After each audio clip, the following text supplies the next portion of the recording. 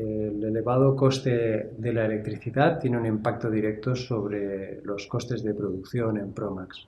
Promax se dedica a la fabricación de equipos electrónicos. Todos nuestros hornos de soldadura son eléctricos. Las máquinas pick and place, que son las que se utilizan para posicionar los componentes, son eléctricas. Las máquinas de inspección son eléctricas. Las máquinas de rayos X son eléctricas. Por lo tanto, si sube el coste de la electricidad, pues suben los costes de fabricación. Lo que ocurre en nuestro caso concreto, no podemos considerarnos una empresa electrointensiva porque el coste de la electricidad representa un porcentaje pequeño dentro del coste de fabricación de los productos. Por lo tanto, aunque aumente, pues no termina teniendo una repercusión importante.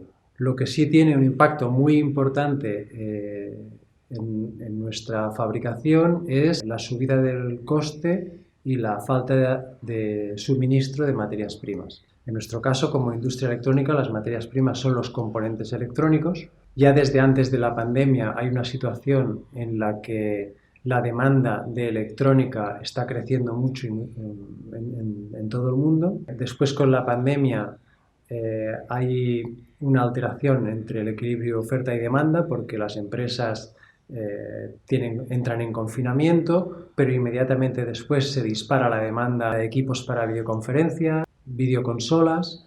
No hay que olvidar también la evolución que está teniendo la transformación del automóvil, que está yendo hacia un modelo de automóvil eléctrico, pero también automóvil conectado y autónomo, con una demanda cada vez mayor de electrónica.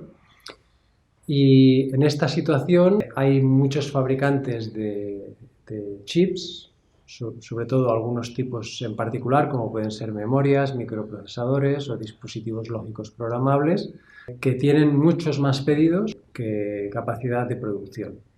Entonces, esto afecta de diferentes maneras. Nosotros, por ejemplo, pues de los dispositivos que utilizamos habitualmente, tenemos una serie de pedidos de compra programados con los fabricantes.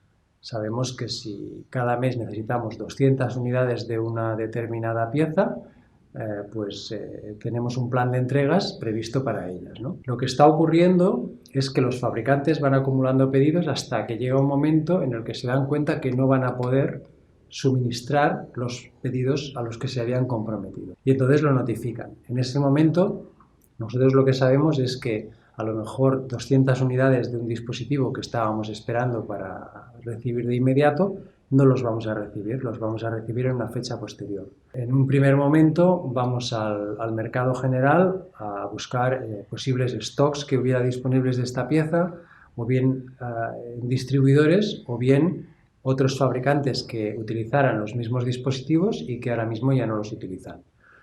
En el mejor de los casos se encuentran unidades en este, llamamos mercado paralelo, pero a un precio siempre muy superior. Hay un efecto inflacionista, hay poca disponibilidad, pues el que tiene algo de disponibilidad lo vende lo más caro que puede. Entonces ahí hay un primer impacto directo en los costes, que puede ser muy importante. A título de ejemplo, esta misma semana un componente que tiene un coste de 3 euros, pues hemos hecho acopio de una cierta cantidad a 60 euros. Es un ejemplo extremo, pero se da cada vez más. Es una situación que empeora semana a semana. Esto es en el mejor de los casos, que estamos logrando conseguir este componente, pero no es así en todos los casos. En algunos componentes ya no hay disponibilidad ni siquiera en el mercado paralelo, por lo tanto nuestra única opción es o parar la fabricación del producto que lleve ese componente o abordar un rediseño con otro tipo de componente. En cuanto a por qué se ha producido esta situación de falta de suministro con los componentes electrónicos, es un problema prepandemia. Los fabricantes de estos dispositivos electrónicos son muy pocos y están concentrados en Asia prácticamente. Hay muchas marcas de circuitos integrados, pero es lo que en la industria se conoce como fabless, es decir, que en realidad ellos hacen el diseño y la comercialización de sus chips, pero a la hora de fabricarlos se apoyan en las verdaderas fábricas. Las más importantes del mundo se encuentran en Corea, en Taiwán y en China.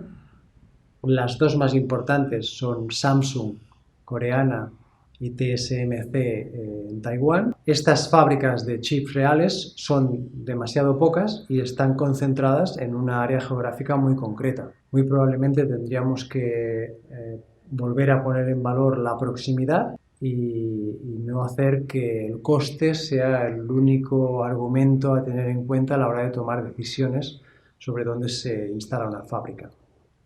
¿Qué hacer con el precio de la electricidad? Pues la verdad que el problema de la energía es un problema grave y global. Hemos hecho una apuesta por modelos de energías renovables durante la transición, lo que se llama la transición renovable. Los costes son elevados y es necesario buscar una solución para la industria. Unos costes elevados para la industria significa que la industria no es competitiva. Una industria que no es competitiva no puede existir y crear empleo. Por lo tanto, es necesario dar una solución específica para la industria.